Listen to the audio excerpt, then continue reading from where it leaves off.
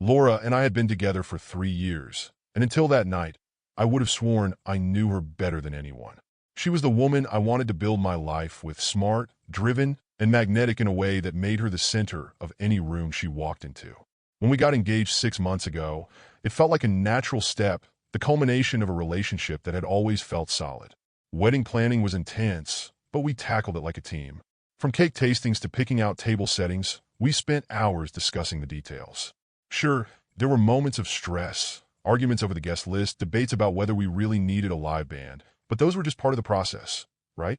I thought we were building something together, laying the foundation for a life that would last. It was a Friday evening, and Laura had come home exhausted from work. She'd kicked off her heels, shrugged out of her blazer, and curled up on the couch in one of my old hoodies, her hair still pinned up but messy around the edges. She fell asleep within minutes, her breathing slow and steady, leaving me alone with the soft hum of the TV. Her phone buzzed on the coffee table, a faint glow in the darkened room. At first, I didn't think much of it. Laura's group chats with her bridesmaids were constant, a flood of texts about floral arrangements and color schemes that never seemed to stop. But then it buzzed again, and again. I glanced over, annoyed by the interruption, and that's when I saw it. The name, Jason, lit up the screen, accompanied by a preview of the message, "Wish you were here." Last night was incredible. Time froze.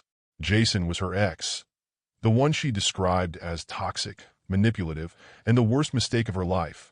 She'd vented about him countless times, rolling her eyes at his audacity to reach out even after they'd broken up years ago. I told myself there had to be an explanation. Maybe it wasn't what it looked like. Maybe he was harassing her, and she hadn't had the chance to block him yet. But the longer I stared at the screen, the harder it was to hold on to that hope. The phone buzzed again. Another message from Jason, this time reading, "Can't stop thinking about you. When can we do it again?" My chest tightened as I picked up the phone, my hands trembling. I hesitated, my thumb hovering over the screen. I'd never been the type to invade someone's privacy, not even out of curiosity. But this wasn't curiosity. This was something darker, an overwhelming need to know if the woman I was planning to marry was betraying me. The phone wasn't locked, a small mercy that felt like a cruel twist of fate. My stomach churned as I opened the messages. The thread was long, spanning weeks, maybe months. Jason and Laura had been exchanging texts that started flirty and quickly turned explicit. My eyes scanned the messages, each word hitting me like a punch to the gut. They talked about memories they'd shared, about how much they missed each other. And then there were the photos, ones she'd sent him, ones he'd sent her. I couldn't believe what I was seeing. "I can't wait until the next time," she'd written just 2 days ago. "You always know how to make me feel alive." Alive. She'd used that word to describe how wedding planning with me made her feel, just last week. My hands were shaking as I kept scrolling, desperate for something, anything, that would explain this away. Instead, I found a message from her about a venue visit she'd gone on last Saturday with her coworker Mia. She'd been gone all day, texting me updates about the decor and how perfect the location was. But according to Jason, it wasn't Mia she'd been with. "Love spending the day with you," Jason had written. "You look stunning in that dress." It was like old times, sneaking away together. It was like the ground had been ripped out from under me. The woman I trusted implicitly, the woman I'd given my heart to, was lying to my face. I put the phone down and stared at her sleeping figure on the couch. She looked so peaceful, so unbothered, like she didn't have a care in the world. My chest ached with a mix of anger, betrayal, and heartbreak, so intense I thought it might split me in half. I wanted to shake her awake, to demand an explanation, to yell and scream until the weight in my chest lifted. But I couldn't move. I just sat there, frozen, replaying every moment of our relationship in my mind, searching for signs I'd missed. Eventually, I stood up and walked out of the room, leaving her to her dreams.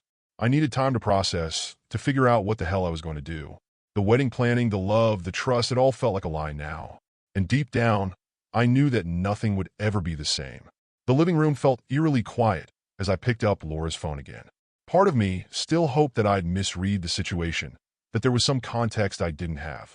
But that hope evaporated the moment I reopened the message thread with Jason. The first message I saw was enough to confirm everything I'd feared. Jason wasn't just reminiscing about last night. He was describing it in explicit, stomach-turning detail. My heart pounded as I read his words, each one like a knife, twisting deeper. He didn't just talk about what they'd done. He talked about how much he missed her, how good she made him feel. The worst part? She reciprocated. I can't stop thinking about you either, she'd written. You always know how to touch me in ways no one else can. I'll never forget last night. My stomach churned as I scrolled further. There were photos, blurry selfies she'd taken in what looked like a hotel room. Her hair slightly messy, her lips curved in a coy smile. Jason had sent pictures too, ones I immediately regretted seeing. It was intimate, raw, and unmistakably real. I read on, the anger bubbling inside me with every new message. She called him baby more times than I could count, promising to make it up to him the next time they met. I wanted to throw the phone across the room, to smash it against the wall, and wake her up with the sound of shattering glass. But instead, I kept reading, the need to know the full scope of her betrayal outweighing the pain of every discovery. One message stood out like a slap to the face. Can't wait to sneak away again while I'm venue hunting with Mia. You always make me feel so alive. Venue hunting. That was supposed to be for our wedding. She told me she was going with her co-worker Mia to scout locations for the ceremony. I'd even texted her during the day, asking how it was going, and she replied with enthusiastic updates. It's beautiful here, and this could be the one. All lies. She wasn't with Mia. She was with him. My hands shook as I locked her phone and set it back on the table. I sat there for a moment, staring at her sleeping form, my mind racing. The woman I'd planned to spend my life with, the woman I thought I knew better than anyone, had been betraying me with the very man she'd once called her worst mistake. The fury coursing through me was like nothing I'd ever felt before. My mind jumped between memories of us laughing over dinner, planning our honeymoon, talking about what our future kids might look like, and the cruel, undeniable truth I'd just uncovered. It all felt so fake now, like I'd been living in some twisted fantasy while she carried on behind my back. I wanted to confront her right then and there, to demand answers, to unleash every ounce of rage and heartbreak inside me. But something stopped me. Maybe it was the need to process what I'd just seen. Maybe it was the quiet, nagging thought that I needed to plan my next move carefully. Instead, I stood up, grabbed my jacket, and walked out of the house, leaving her still asleep on the couch. I drove aimlessly for hours, the streets blurring past as my mind replayed the messages over and over again. Every time I thought about her calling him baby, I felt like I was going to be sick. Every time I thought about her using our wedding planning as a cover for her affair, my grip on the steering wheel tightened. I pulled into an empty parking lot and sat there in the dark, trying to make sense of the chaos in my head. Questions swirled around me like a storm. Why Jason? Why now? How long had this been going on? But more than anything, I kept coming back to one thought. How could I have been so blind? For 3 years, I'd trusted Laura completely. She'd been my partner, my confidant, the person I thought I could count on no matter what. And now, all of that trust had been shattered in a single night. By the time I got home, it was nearly dawn. Laura was still asleep, curled up on the couch like nothing had happened. I stood there for a moment, watching her, trying to reconcile the woman I loved with the one who'd been lying to me so easily. I decided then and there that this wasn't something I could forgive. Whatever explanation she tried to offer, whatever tears she might shed, it wouldn't be enough. She'd made her choice, and now I had to make mine. I turned and walked upstairs, leaving her to her dreams, unaware of the storm she was about to wake up to. The morning light streamed through the kitchen window, casting a warm glow on the room that felt at odds with the cold storm brewing inside me. I hadn't slept. I'd spent the entire night replaying the messages in my mind. The pictures burned into my memory like scars I couldn't erase. Laura's betrayal was a weight on my chest, suffocating and unrelenting.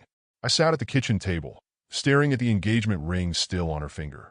I used to look at that ring and feel a swell of pride, imagining the life we were building together. Now it felt like a mockery, a symbol of trust she'd shattered without a second thought. The sound of her footsteps broke my trance. She walked into the kitchen, hair slightly messy, her face still puffy from sleep. "Morning," she said, her voice soft and cheerful. She reached for the coffee pot, completely unaware of the tidal wave about to crash down on her. "Who's Jason?" I asked, my voice flat and controlled, though my hands clenched into fists under the table. She froze mid-pour, the coffee pot hovering in her hand. For a second, she didn't move, didn't breathe. Then she set the pot down slowly and turned to face me. Her expression shifted from confusion to panic, her eyes wide like a deer caught in headlights.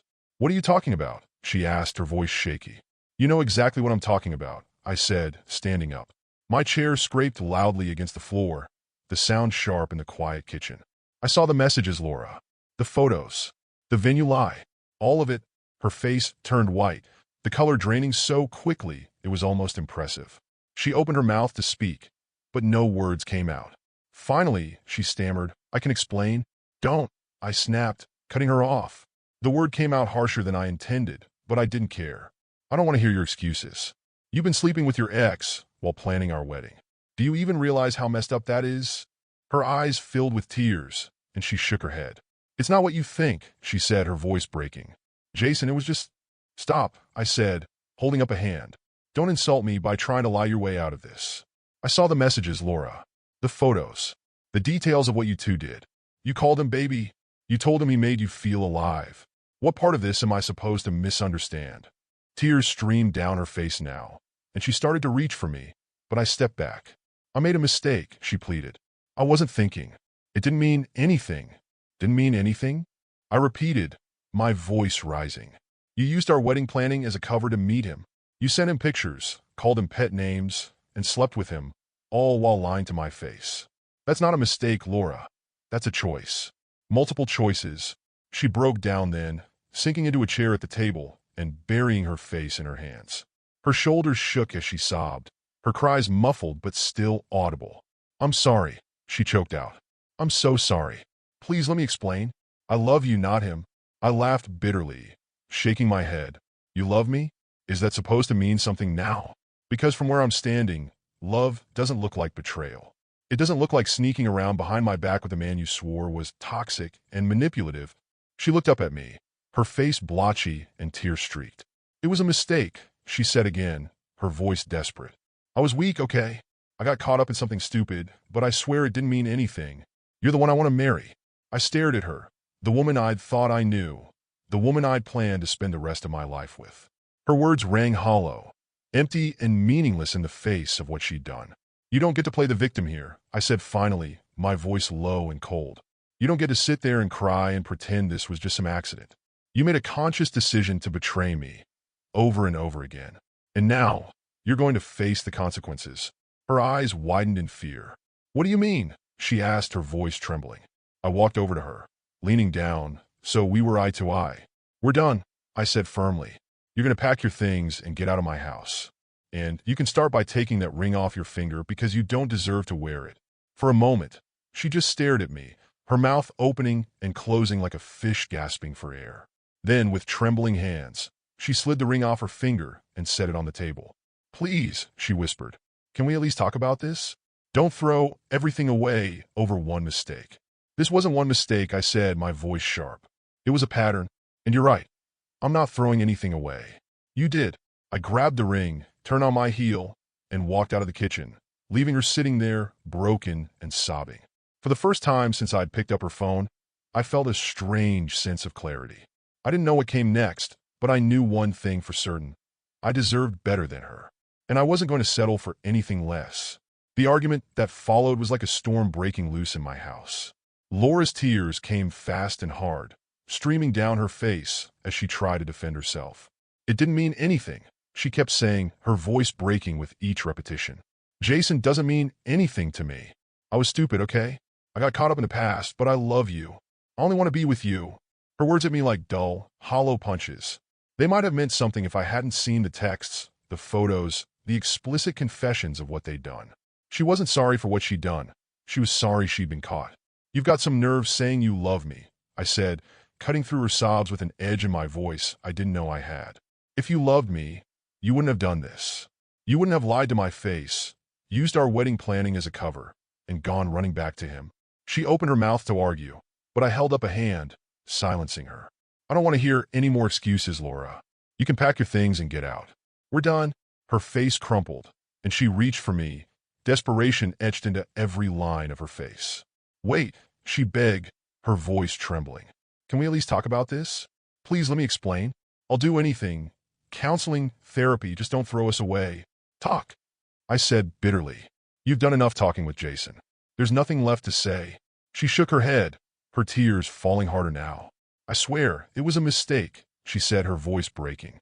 "I wasn't thinking. I got caught up in old feelings, but it didn't mean anything. It was just stupid, okay? I messed up. But please don't give up on us. I stared at her, a mix of anger and sadness swirling in my chest. There was a time when I would have done anything for her, believed anything she told me. But now, the sight of her standing there, crying and pleading, only made me angrier. You keep saying it didn't mean anything, I said, my voice rising. But you didn't just trip and fall into his bed, Laura. You made a choice, over and over again, and now you're asking me to forget about it, to pretend this never happened? That's not how this works. I took a step closer to her, holding out my hand. The ring. Now.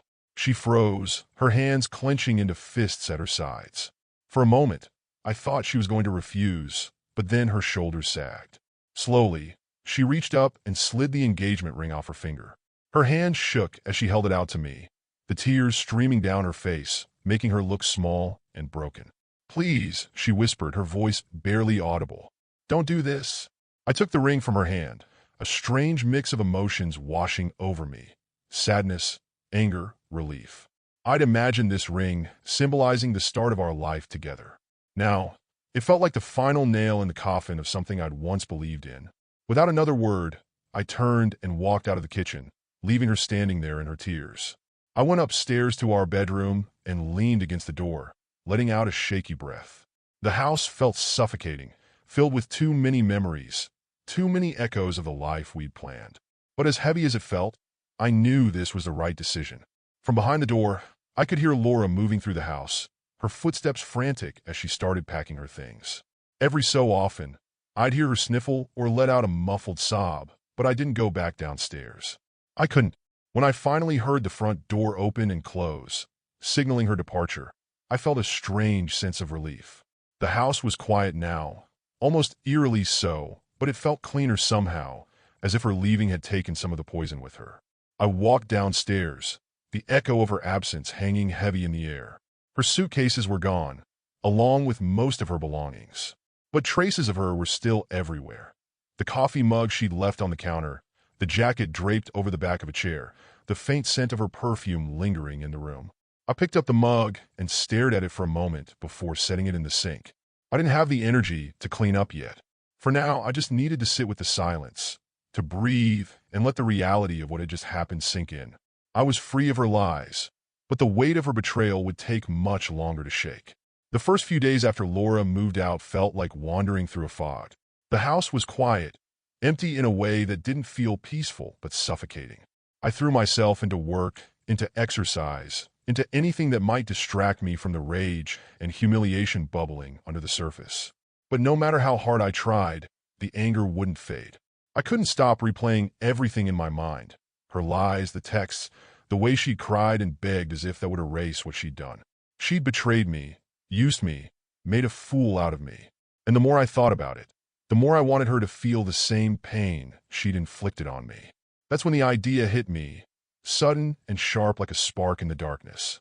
Laura had always vented about certain women in her life with a venom that bordered on obsession. Whenever she ranted about them, it was as if she couldn't stand the idea of them even existing in the same world as her. If she hated them that much, maybe they were the key to hitting her where it hurt the most. There were 3 women who came to mind immediately. First, Mia, her coworker. Laura had called her a snake in heels, accusing her of being manipulative, conniving, and always trying to outshine everyone else. Laura's jealousy of Mia was palpable. She couldn't go a week without finding some new way to tear her down. Next was Rachel, her old college rival. Rachel was everything Laura wanted to be: confident, successful, and universally liked. Laura used to mock her endlessly, calling her fake and insufferable. But the truth was clear to me. Rachel intimidated her. Finally, there was Yumi, a woman Laura knew from her gym. Yumi was vibrant and unapologetically outgoing, the kind of person who drew people in effortlessly. Laura had sneered at her more than once, calling her desperate for attention and accusing her of being overly flirtatious. The plan formed in my mind almost immediately. I would reach out to these women, not with lies or manipulation, but with honesty and charm. If they were willing to spend time with me, even just once, I'd take it further. And if things went as planned, I'd ensure Laura knew about every moment. I started with Mia. It was easy enough to find her on social media. Laura had ranted about her so often that I already knew where she worked and what she liked to do. I sent her a casual, friendly message, introducing myself as Laura's ex-fiancée and asking if she'd like to grab a coffee sometime. To my surprise, Mia responded quickly. Her reply was polite but curious, and within a day, we'd set up a meeting. I wasn't sure what to expect, but when we met at a coffee shop downtown, it became clear that Mia wasn't the person Laura had made her out to be. Mia was sharp, witty, and refreshingly straightforward. Over the course of an hour, we talked about everything from work to travel to, inevitably, Laura. She was always a little intense, Mia said, laughing lightly. But I guess you know that better than anyone. Next was Rachel. Reaching out to her was more challenging since I didn't have a direct connection, but after some digging, I found her LinkedIn profile. I sent her a professional-sounding message, explaining that I was Laura's ex and thought it would be interesting to meet. Rachel was initially hesitant, but when I mentioned I'd heard a lot about her and wanted to hear her side of the story, she agreed. We met at a wine bar where she turned out to be every bit as impressive as Laura had described, and none of the things Laura had accused her of being. I always wondered why she hated me so much, Rachel said with a smirk, swirling her glass of Pinot Noir. I never did anything to her, but she seemed determined to paint me as the villain.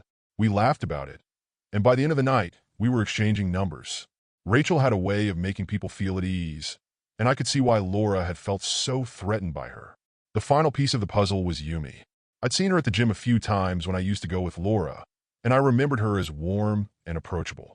I struck up a conversation with her after a workout one evening, and it didn't take long before we were laughing and chatting like old friends. When I mentioned Laura, her expression soured slightly. She's not my favorite person, Yumi admitted.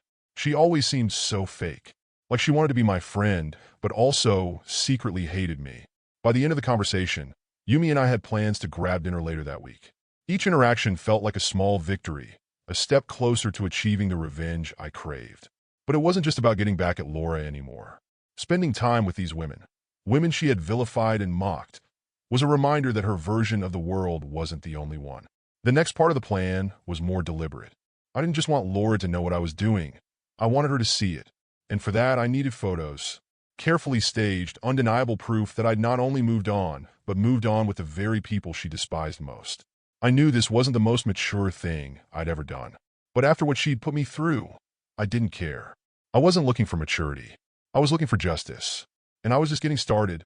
The weeks that followed were a carefully calculated mix of charm, timing, and precision. I knew I couldn't rush this. It had to feel authentic, not forced or manufactured. Each move I made was deliberate, every step designed to build rapport and trust with Mia, Rachel, and Yumi, all while keeping my ultimate goal in sight. With Mia, things fell into place almost effortlessly. What started as a casual coffee date to clear the air about Laura turned into a surprisingly enjoyable evening. After an hour of sipping lattes and exchanging witty banter, I suggested grabbing dinner sometime. Mia agreed without hesitation. Dinner was even better than coffee. We connected over shared interests, travel, a love of good food, and an appreciation for dry humor. By the end of the night, there was an undeniable chemistry between us. I wasn't sure if Mia was aware of how deliberate I was being, but I didn't care. When I suggested a second dinner, she eagerly accepted. Things escalated naturally from there, and when we finally crossed the line into something more intimate, I made sure to capture the moment. Not in a way that felt invasive, but just enough to serve my purpose. Rachel, as I suspected, was eager to spite Laura. During our first meeting, she wasted no time airing her grievances. Laura always had this weird obsession with me, she said, rolling her eyes as she sipped her wine. Like she wanted to prove something, like it wasn't enough just to coexist. She had to win. Her candidness made things easy. I didn't have to work hard to charm her. She was practically doing half the work for me. Our second meeting was more casual, a rooftop bar with a killer view of the city. The conversation flowed effortlessly, and Rachel made no secret of her enjoyment. You know, she said with a smirk, leaning closer as the night wore on, I always thought Laura was way too uptight for someone like you. You're much more fun. Her boldness caught me off guard, but I leaned into it. By the time we left, her hand was in mine, and my phone held a few candid selfies of us laughing and enjoying the evening. Proof I knew Laura would see that. Yumi was the toughest nut to crack. She was friendly and approachable, but I could sense she was guarded.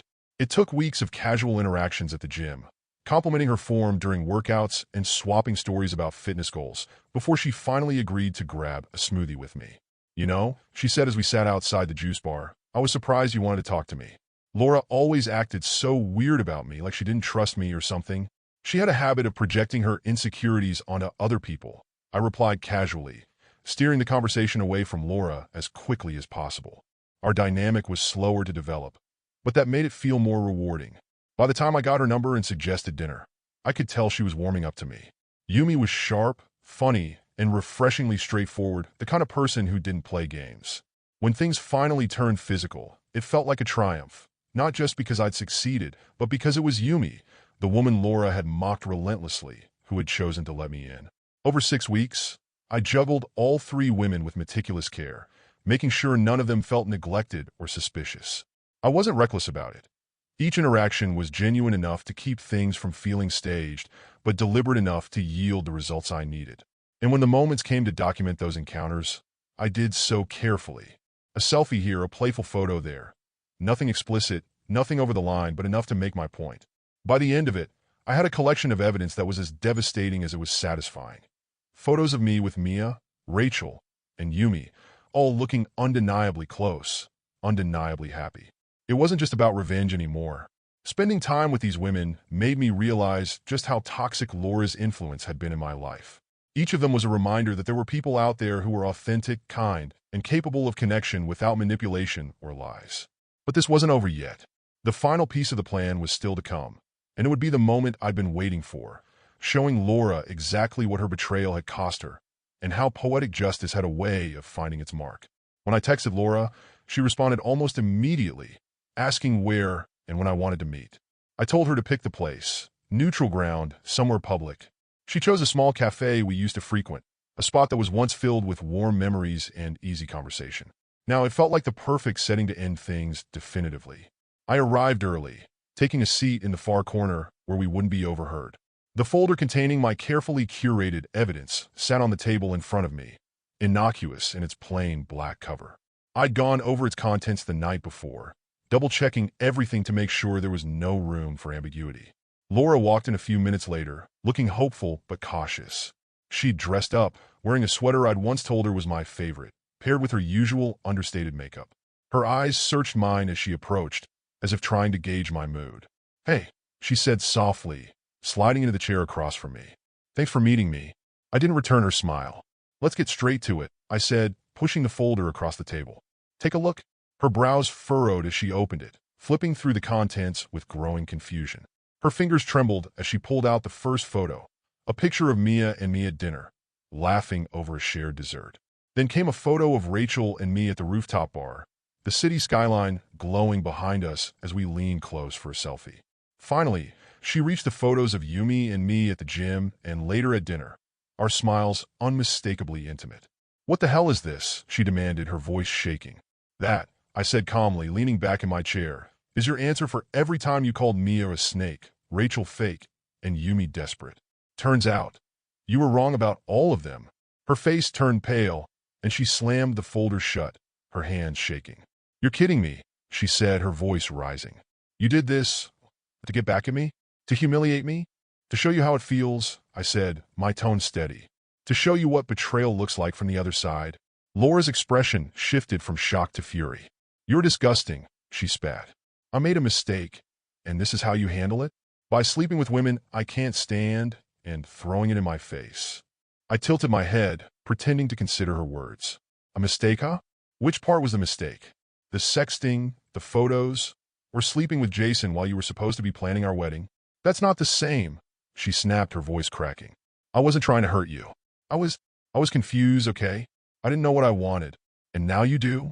I asked, raising an eyebrow. "Now that you've seen what it's like to be on the receiving end?"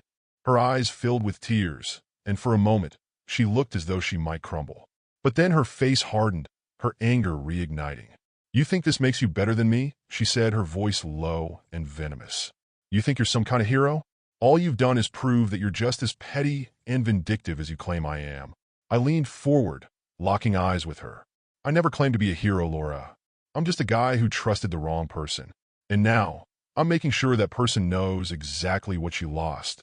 She stared at me, her chest rising and falling rapidly, as if she were on the verge of either screaming or bursting into tears. I could see the wheels turning in her mind, searching for a way to flip the narrative, to put me on the defensive. But there was nothing left for her to say. Finally, she shoved the folder back across the table and stood up. "You're a piece of work," she said, her voice shaking with rage. "I hope you're proud of yourself." I didn't respond. I just watched as she stormed out of the cafe, her footsteps echoing loudly against the floor. For a long moment, I sat there, staring at the folder she'd left behind. My heart was pounding, a mix of adrenaline and emptiness settling in my chest. I thought I'd feel triumphant, vindicated, but instead, there was only a hollow ache. I picked up the folder, slipped it back into my bag, and left the cafe without looking back. Revenge had been served, but it didn't taste as sweet as I'd imagined. It was over, but at what cost? The moment Laura flipped through the photos, her entire demeanor changed. Her face, already pale from the initial shock, turned ashen as if all the blood had drained from her body.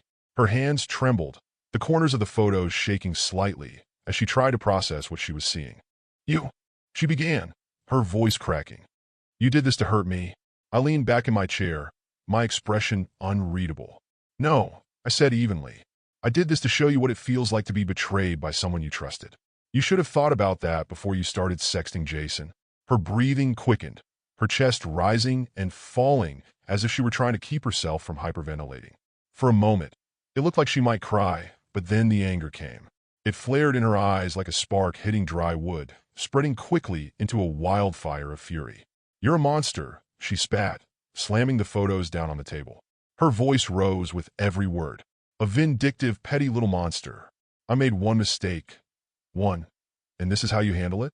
By going out of your way to humiliate me. One mistake." I repeated, my tone sharp but calm. "Laura, you didn't just trip and fall into his bed. You didn't accidentally send explicit photos or lie about venue hunting to meet up with him. You made choices." Repeatedly, her face twisted with rage as she pointed a shaking finger at me. "You're sick. You went after those women just to get back at me. You're no better than I am." I tilted my head slightly, as if considering her words. "Maybe I'm not," I said. "But the difference is I didn't lie to you. I didn't betray you while pretending to plan a future together." That set her off completely. She exploded, her words coming in a torrent of insults and accusations. She called me selfish, heartless, manipulative. She said I was obsessed with revenge and that I'd probably been plotting this from the moment I found out about Jason. Her voice grew louder and more frantic, drawing the attention of a few people at nearby tables. I stayed calm, letting her unravel. There was a strange satisfaction in watching her lose control, her carefully constructed facade crumbling piece by piece. Every accusation, every insult she hurled at me, only reinforced the reality she refused to accept, that she had no one to blame but herself. "You want to play the victim, Laura?" I said quietly when she finally paused for breath. "Go ahead.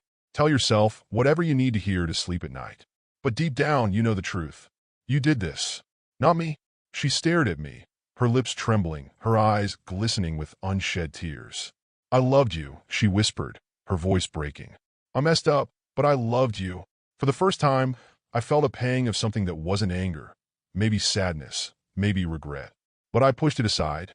"If that's what your love looks like," I said softly, "I want no part of it."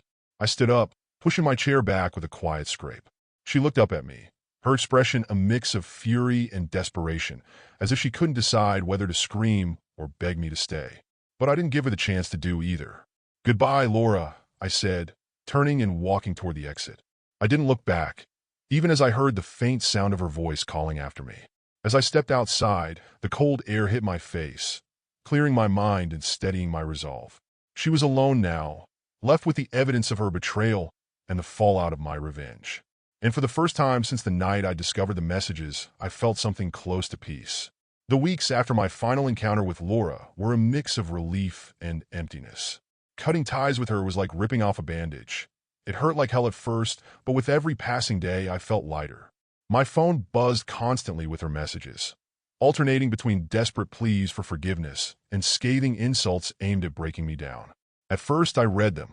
A part of me wanted to see how far she'd go, how she'd try to twist the narrative. But the more I saw her words, the more I realized how toxic she really was. She didn't want to fix things because she loved me. She wanted to fix things because she couldn't stand losing. So I blocked her. On everything. Focusing on rebuilding my life wasn't as simple as hitting block, though. Everywhere I turned, There were reminders of the future we'd planned together. The wedding invitations I never mailed were still sitting in a box in the living room. The honeymoon itinerary, something we'd spent hours perfecting, was tucked away in a drawer. Even the engagement ring, which I hadn't been able to part with yet, felt like a weight I couldn't quite let go of. I started small. The wedding invitations went into the trash first. It felt like a symbolic purge, watching them disappear into the bin. Next came the honeymoon plans. I deleted the emails, the bookmarked travel pages, the PDF itineraries. One by one, I erased every trace of what we'd built together. Some things were harder. The ring, for instance, sat in a box on my nightstand, taunting me every time I walked past it. Selling it felt too cold, but keeping it felt wrong. For now, it stayed there, waiting for a day when I'd finally know what to do with it. My friends played a big part in helping me move forward. Alex, my closest friend, took it upon himself to pull me out of my isolation. He'd show up unannounced, dragging me out for drinks or movie nights, anything to keep me from wallowing. "You're better off without her," he'd say, clinking his beer against mine. And hey, now you got all this free time to figure out who you really are. That idea stuck with me. I hadn't realized how much of my identity had become tied up in Laura, our relationship, our plans, our future. Without her, I was forced to confront the question, who was I without her? I started exploring that question in small ways. I picked up running again, something I'd let slide during the chaos of wedding planning. I threw myself into work, taking on new projects that challenged me and gave me a sense of purpose. I even started journaling, something I hadn't done since college, just to get my thoughts out of my head and onto paper. But moving forward didn't mean the past didn't haunt me. There were nights when I'd lie awake, replaying everything that had happened. I'd think about the texts I found, the confrontation, the revenge. I'd wonder if I'd gone too far, or if I'd done exactly what was needed to close that chapter of my life. One night, I came across a photo of Laura and me on my phone, buried in an old album I'd forgotten about. We were at a park, smiling at the camera, arms wrapped around each other. For a moment, I felt a pang of sadness, a reminder of what we'd once had. But as I stared at the photo, the reality of her betrayal came rushing back. I deleted the picture without hesitation. Moving forward wasn't linear. Some days, I felt like I was making progress, like I was finally free of the weight she'd put on me. Other days, I felt like I was back at square one, stuck in the anger and heartbreak of it all. But one thing was clear. I was no longer defined by her. I was learning to rebuild, to redefine my life on my own terms. And while the road ahead was uncertain, it felt good to finally be walking it alone, free from the chaos she'd left behind. As the weeks turned into months, I realized something unsettling. Revenge hadn't given me the closure I thought it would. It had been satisfying in the moment, watching Laura unravel under the weight of her own betrayal reflected back at her. But that satisfaction was fleeting, like a spark that burned out as quickly as it ignited. The hollow feeling remained, gnawing at me in quiet moments. I couldn't escape the sense that I'd lost more than just a fiancé. I'd lost the version of myself who trusted people implicitly, who believed in the kind of love that didn't require walls or contingencies. Most days, I felt like I was walking through a fog, unsure of where I was going or what I wanted. For 3 years, my life had been tied to Laura's, to our plans, our future, our vision of what life could be. Without her, I wasn't just grieving the relationship. I was grieving the version of myself who'd built my world around her. I started trying to fill the emptiness with new routines, new goals. I took up cooking, teaching myself recipes from scratch in a way that felt grounding and meditative. I signed up for a painting class, even though I hadn't touched a brush since high school. I poured myself into running, letting the rhythm of my footsteps and the burn in my lungs drown out the noise in my head. But there were still nights when the loneliness crept in, when I lay awake staring at the ceiling, replaying everything that had happened. The text, the confrontation, the revenge, it all felt surreal, like a story that had happened to someone else. I wondered if I'd gone too far. Not because Laura didn't deserve the consequences of her actions. She absolutely did. But because I wasn't sure if seeking revenge had truly been about her or if it had been about me. About my need to regain control, to prove to myself that I wasn't powerless. One night, I found myself at the park where I'd once taken that photo with Laura, the one I'd deleted without hesitation. I sat on a bench, watching couples stroll by hand in hand, their laughter and easy affection a painful reminder of what I'd lost. I thought about the future, about what it might look like to let someone in again. The idea felt distant, almost impossible. How could I trust anyone after what Laura had done? How could I believe in love when I'd seen how easily it could be torn apart? But then I thought about the small victories I'd had since the breakup, the meals I'd cooked, the miles I'd run, the little glimpses of joy I'd found in rediscovering myself. Maybe that was enough for now. The road ahead was uncertain, filled with questions I didn't have answers to. Who was I without Laura? Without the anger she left behind? Without the version of love I'd clung to for so long? I didn't know. But for the first time in a long time, I was okay with not knowing. I didn't need all the answers right away. All I needed was to keep moving forward, one day at a time, letting the pieces of my life fall into place on their own. And maybe, just maybe, that was the closure I'd been looking for all along.